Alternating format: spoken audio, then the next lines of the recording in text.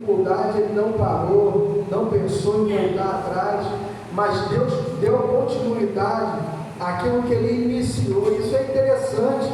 Por quê? Muitas das vezes nós, como seres humanos, damos o início a uma obra, mas no meio do caminho o desânimo vem e nós paramos, retrocedemos, deixamos de fazer aquilo que estávamos fazendo, seja no âmbito espiritual ou também no âmbito material. Como assim, Sérgio? No espiritual, como levantamos uma campanha, colocamos um propósito, subir o monte, as Campinas, 7 semanas, 7 dias, estar em oração, e muitas das vezes, pelas dificuldades, paramos. É um tempo chuvoso, é algo que acontece e nós paramos no meio do caminho. Outrora, pelo lado material, começamos a fazer uma obra, mas pela dificuldade, ou seja, financeira ou física, nós paramos de fazer aquilo que demos início. Só que para nós que servimos a Deus, nós temos que entender que a nossa vitória ela não está no início, nem tampouco no meio, mas sim no final da nossa jornada. A gente vai perceber isso quando vê Abacuque orando, que ele diz para Deus assim: Senhor, aviva a sua obra no meio dos anos. Por quê? No meio, Sérgio? Porque ele entende que o início é bom, mas no meio do caminho vem as dificuldades.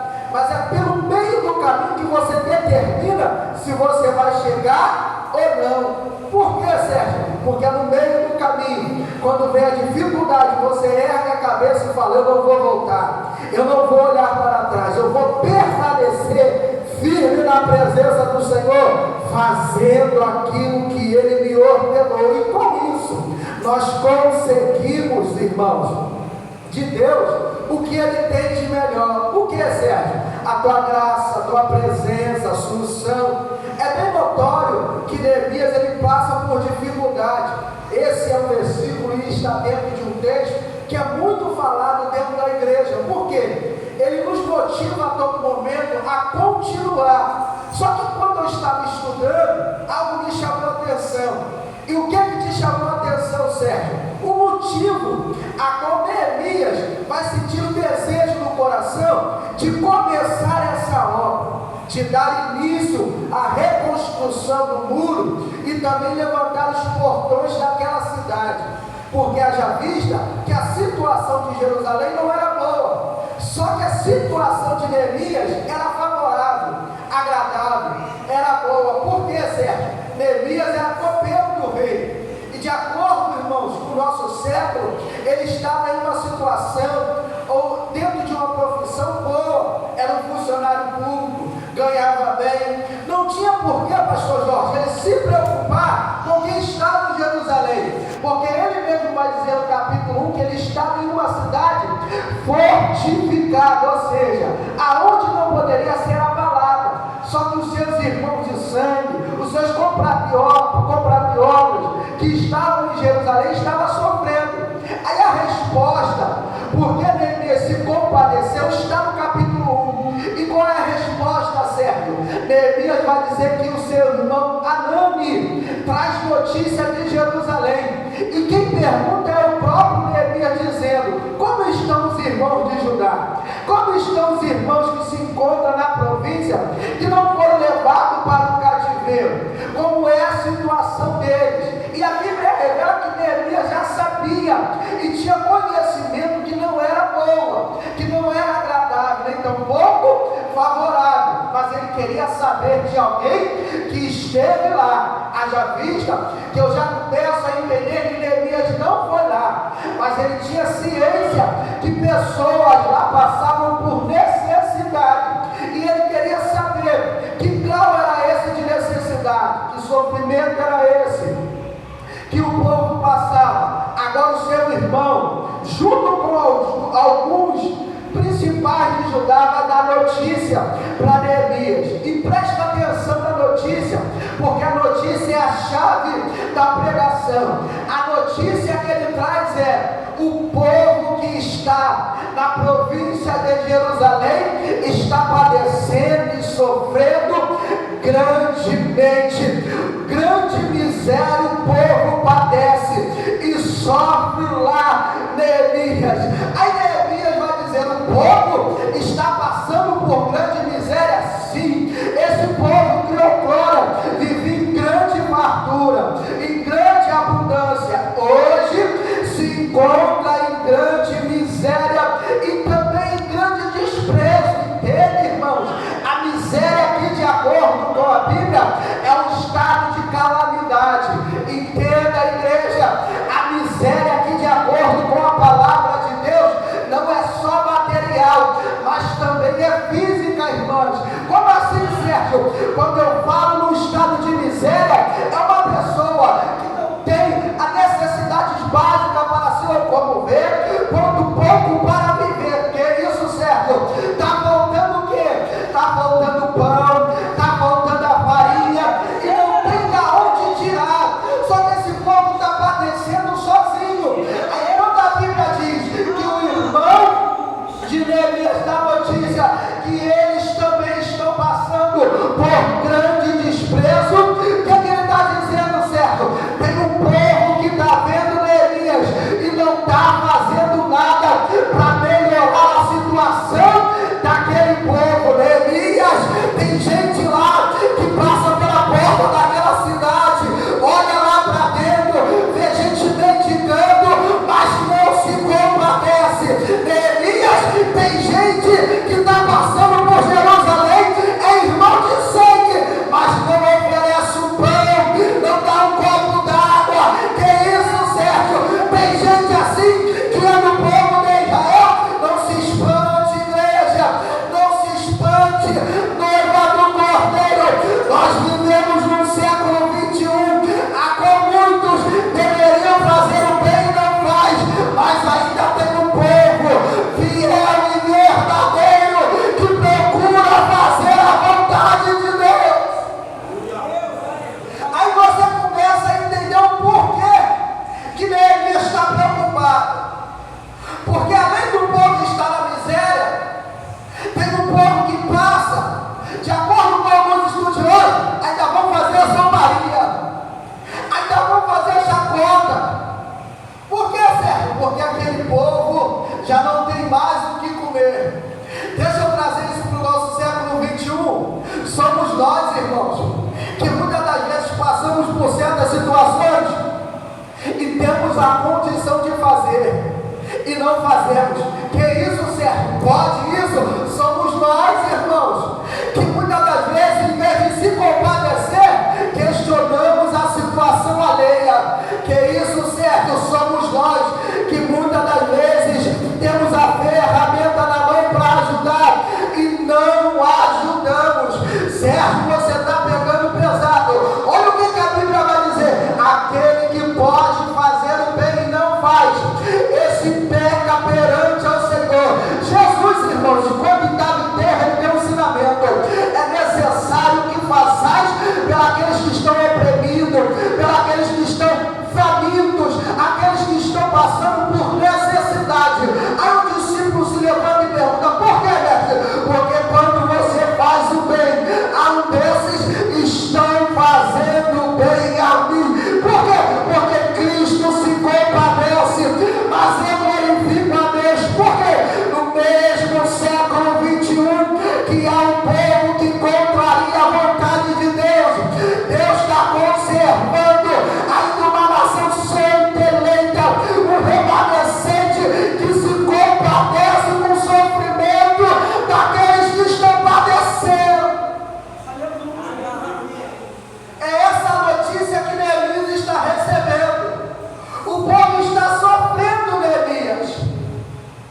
E a primeira atitude de Neemias é o seu semblante cair, ficar prostrado, sentado aonde ele mesmo estava. Diz o texto, a partir do capítulo 1, que ele não tinha força para se mexer, porque ele ouviu falar. Aqui eu começo. Enquanto tem muitos que estão negligenciando em fazer o bem, Deus ainda está levantando um povo como Neemias, que se compadece com aqueles que estão sofrendo. Sérgio, explica isso. Você só falou que Neemias ficou prostrado e não sabia o que fazer. Sim, ele vai receber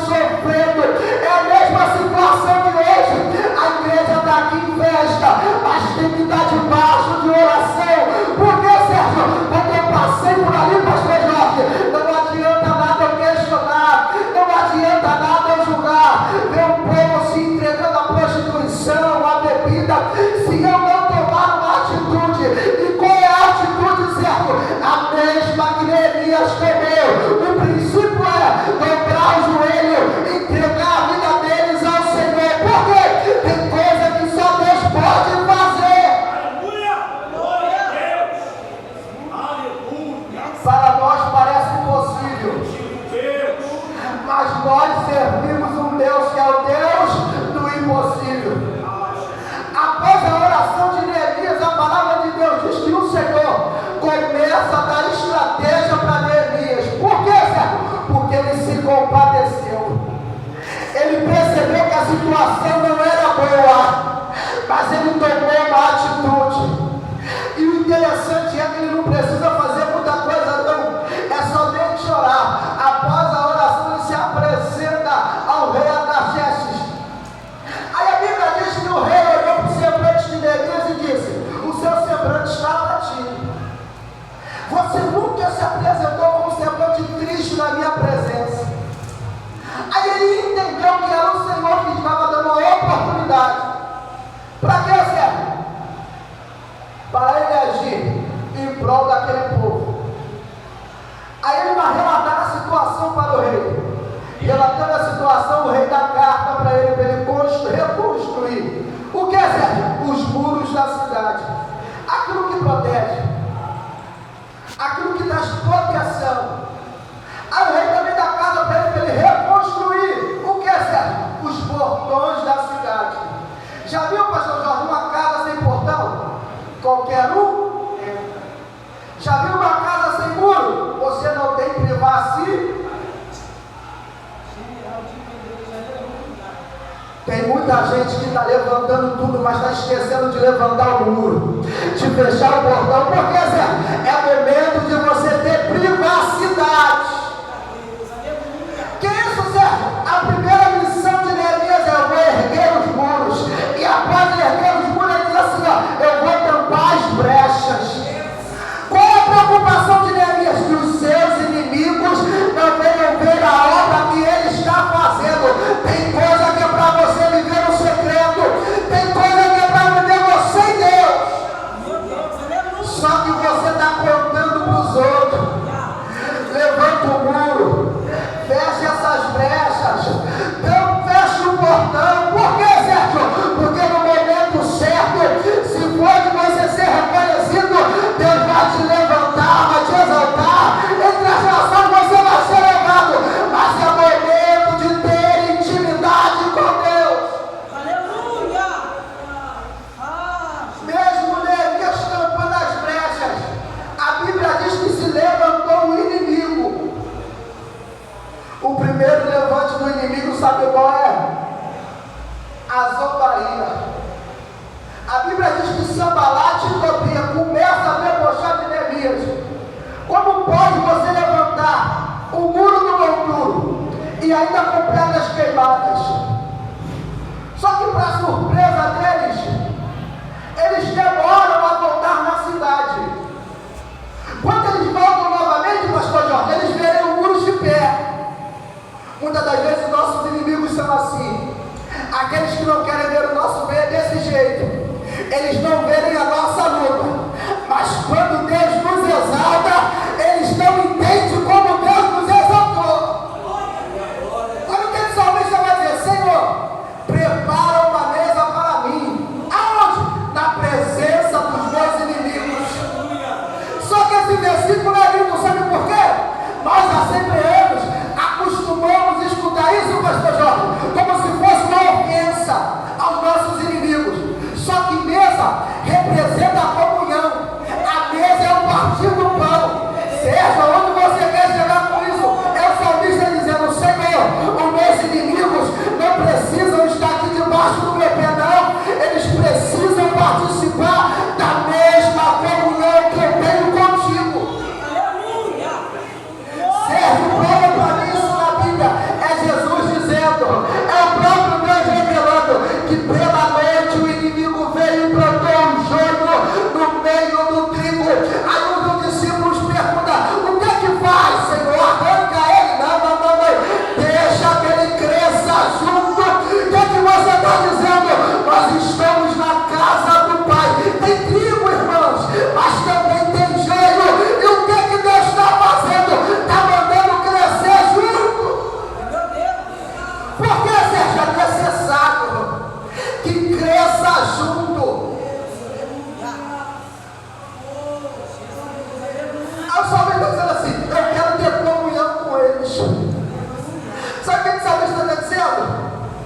O mal que eles intentaram para mim, jamais eu tentarei para eles. Por que, Davi? Porque o meu coração é puro. Enquanto os crentes a gente vê por aí espraguejando os outros, está sem a presença, está sem o óleo, está sem a marca de Cristo.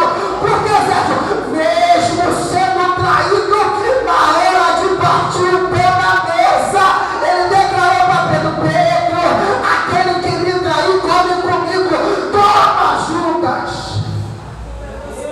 E nós negligenciamos isso. Nós não entendemos que muitas das vezes nós vamos ter que conviver com o joio. Por que, Sérgio? É no meio do joio que o trigo se destaca. Por que, Sérgio? Porque com Deus é diferente. Entra joio, mas vai virar trigo. Por que, Sérgio? Ainda que tenha um pensamento ruim, Deus vai aquebrantar o coração dele, vai aquebrantar o coração dela, e no momento certo, Deus vai se revelar na vida deles. E Neemias não para. Neemias continua fazendo a obra. Aí o texto diz que Neemias não deu ouvido nem para os seus inimigos e nem tampouco para os seus amigos. Isso aqui, irmãos, fez com que eu ficasse um pouco intrigado. Por quê, Sérgio? Porque quando a Bíblia diz, a partir do capítulo 3, que ele não dá ouvido nem para os seus amigos, eu começo a entender que são aqueles amigos que, em vez de apoiar, traz palavra contrária, pastor. Em vez de engrenar, de ser uma válvula de escape, eles começam a falar tudo o contrário. Já viu o jovem que está estudando? Se prepara para um concurso, se inscreve numa faculdade. Aí tem gente que fala assim: você não vai conseguir terminar. Esse concurso é difícil. Fulano tentou e não conseguiu, e é mais inteligente do que você. São amigos que muitas das vezes têm palavras contrárias. Aí o texto está dizendo que Neemias não está dando ouvido nem para os seus amigos e nem tampouco para os seus inimigos. São pessoas, deixa eu falar baixinho, que está dentro da igreja. Aí a irmã saiu de obreira, foi a diaconisa, agora está no círculo de oração. Aí tem gente dizendo: ela não vai aguentar a pressão. São homens como nós, que estão de frente de uma congregação. O povo está dizendo: não vai durar muito tempo, ele não tem pegada para isso, ele não tem jeito para o negócio. Mal sabe ele que Deus gosta assim de pegar pessoas incapazes e fazer capaz. Mal sabe ela que Deus gosta desse jeito, pegar mulheres que não sabiam nada, que não entendiam de nada, e ele vai lapidando, vai voltando. Se necessário, põe um teste lá na olaria, vê que está rachado, quebra de novo, refaz e derrama para o céu a sua presença sobre a vida dela. É Deus, irmão. Glória a Deus. Mudando a situação. Por que, Sérgio? Deus gosta dessa coisa. Prova para mim na Bíblia, Isaías capítulo 22, versículo 15. Se não me falha a memória, 2 homens dispostos a fazer a obra de Deus. Só que a Bíblia revela que ele era autossuficiente sozinho. Que homem é esse, Sérgio? Sebina. Qual é o outro, Sérgio? O outro é o que Deus levanta. Se acha incapaz, não se acha merecedor. Tem por nome de Eliaquim. Só que tem a diferença. Deus está dizendo: Eliaquim é meu servo. Tomarei ele pela mão direita. E aonde ele pisar, eu pisarei com ele. Por onde ele passar, eu passarei com ele. Eliseu é desse jeito, irmãos. Tem uma escola de profetas esperando a unção que descerá depois da morte de Elias. Só que Deus vai dizer assim: ó, vai lá na 12ª cabeça de boi.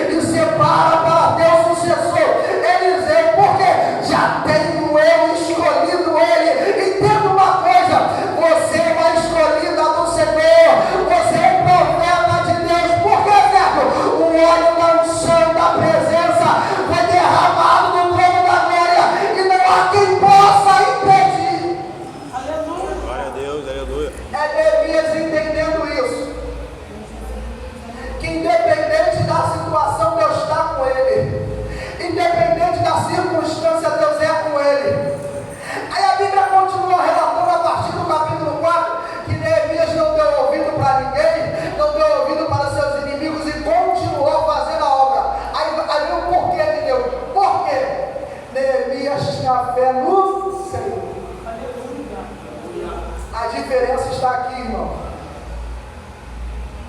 Crente que tem fé em Deus não se abala. Crente que sabe qual é o seu propósito na casa do Senhor, ainda que mexa as calúnias, as perseguições. Eu sei que isso mexe com a nossa mente. Nós somos humanos, mas não podemos parar. Não podemos olhar para trás. Não podemos ficar no meio do carro. Por que, Sérgio? A resposta no versículo que Neemias revela para nós: estamos fazendo uma grande obra de tal maneira que eu não posso parar. Aleluia. Tem gente que está parando pelas dificuldades, mas se esquece que o nosso Deus é o Deus de resolver todas as nossas dificuldades. E agora aqui, de acordo com o texto, agora no versículo 3, quem está chamando Neemias não é só Sanbalate, não é só Tobias, nem tampouco só Gesem. Quem está chamando? O texto vai relatar que quem chama ele é Sanbalate, Tobias, Gesem e todos os inimigos. Entra no plural. O que isso quer dizer, Sérgio? Não é uma, não é duas, nem tampouco três, mas é um grupo de pessoas que está se levantando contra o ministério de Neemias. Só que o interessante é a resposta de Neemias vem na hora certa, no momento certo e do jeito certo. Por que, Sérgio? Porque Neemias estava debaixo de oração. Explica isso, Sérgio. Quem anda debaixo de oração, quem anda debaixo da bênção de Deus, da obediência do Senhor, o Espírito Santo de Deus coloca palavras na boca dele. Prova para mim na Bíblia, Sérgio, é Jesus anunciando a sua morte e falando que verdadeiramente era o seu filho. Aí Pedro vai dizer assim: Senhor, nós não podemos viver sem a sua presença. Aí o texto continua dizendo: Senhor, para onde iremos nós, se só o Senhor tem a palavra de vida eterna? Aí olha o que Jesus vai dizer para ele: Pedro, não foi carne nem sangue que te revelou. Foi quem, Senhor? O Espírito Santo que habita em vós. Crente que é levado pelo Espírito Santo não é enganado. Crente que é conduzido pelo Espírito Santo não se deixa levar por fábulas, mas permanece na presença de Deus. Permanece com a verdade que é a palavra do Senhor. Aleluia. Estão tentando tirar Neemias do foco. Estão tentando tirar Neemias da direção. Mas Neemias permanece na presença de Deus. Por quê? O propósito que ele tem que cumprir, ele sabe que é maior do que qualquer conversa com os seus inimigos. Se coloque de pé. Entenda uma coisa: há momentos que chegarão sobre nós, sobre nossas vidas, pessoas para nos tirar do caminho. E o que eu devo fazer, Sérgio? Permanecer na presença. E o que eu devo fazer, Sérgio? Permanecer na posição aonde Deus te colocou. O que eu devo fazer, Sérgio? Continuar fazendo a obra a qual o Senhor confiou na sua mão. Por que, Sérgio? Porque a partir do momento que você permanece na posição a qual Deus te ordenou, não tem levante do inimigo, não tem demônio que se coloque na sua frente. Por quê? Prevalece aquilo que Deus estabeleceu. E o que Deus estabeleceu, Sérgio? Nenhuma ferramenta contra ti prevalecerá. Arma alguma servirá contra ti. Nenhuma praga chegará à sua tenda. Pelo contrário, diz Provérbios capítulo 14, versículo 11: eis que a tenda do justo florescerá, mas a casa do ímpio ele com as suas próprias mãos há de derrubar. Há dois caminhos a ser seguido. A Bíblia, de uma forma bem objetiva, vai dizer que é o céu e ao inferno.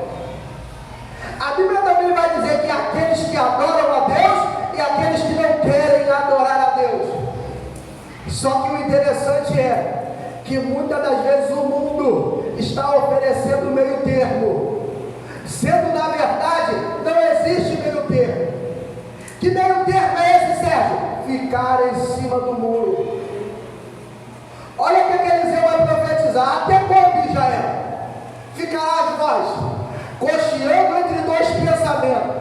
Se queres servir ao Senhor teu Deus, que sirva. Mas se queres servir aos Balaíns, que vai servir aos Balaíns. Por que, Sérgio? Não tem como ficar em cima do muro com Deus.